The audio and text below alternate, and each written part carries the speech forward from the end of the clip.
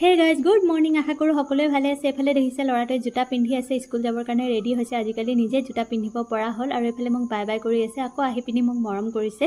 সিহঁতি যোৱাৰ পিছত ঘৰৰ গোটেই কাম কৰিবলগীয়া হয়, বাচন ধোৱা পৰা, ঘৰ চাফা কৰা, মোচা মেলা সকলোখিনি কৰাৰ পিছতেই মই এইফালে কাপোৰ জাপিব লাগি গৈছোঁ। যিহেতু ঘৰলৈ যাম আজি, ভাইটিৰ বিয়া আহি আছে, খুৰাৰ ল'ৰা, তো ল'ৰাৰ কাপোৰ যে ইমানেই লৈ যাবলগীয়া হয়, কিয়নো সি ঘৰত গ'লে যে অকল ধূলি বালি খেলি গোটেই কাপোৰবিলাক নষ্ট কৰে। এদিনতে দুযোৰ তিনিযোৰ কাপোৰ তাৰ কাৰণে চেঞ্জ কৰি দিবলগীয়া হয়, তো তাৰ কাপোৰ গোটেই ভৰাই লৈছোঁ আৰু হাজবেণ্ডৰো কেইটামান কাপোৰ ভৰাবলৈ কৈছিলে, সেইখিনিও ভৰাই ল'লোঁ। তাৰপিছত এয়া মোৰ বেগ ফাইনেলি ৰেডি হৈছে। আপোনালোকে দেখিলে গোটেই বেগটো ভৰ্তি হৈ গ'ল আৰু চেণ্ডেল জোতা সেইখিনিও ভৰাবলগীয়া হয় যিহেতু ঘৰলৈ গ'লে। তো বেগ ৰেডি কৰাৰ পিছতে মই অকণমান স্কিন কেয়াৰ কৰোঁ বুলি ভাবিলোঁ আৰু এইফালে মুলতানী মিটিৰ লগত অকণমান গোলাপ জল মিক্স কৰি পিনি গোটেই লগাই লৈছোঁ। দেখিছে মুখত ডিঙিত সকলোতে লগাই লৈছোঁ, যিহেতু বিয়া আহি আছে, অকণমান ধুনীয়া হ'ব লাগিব ন।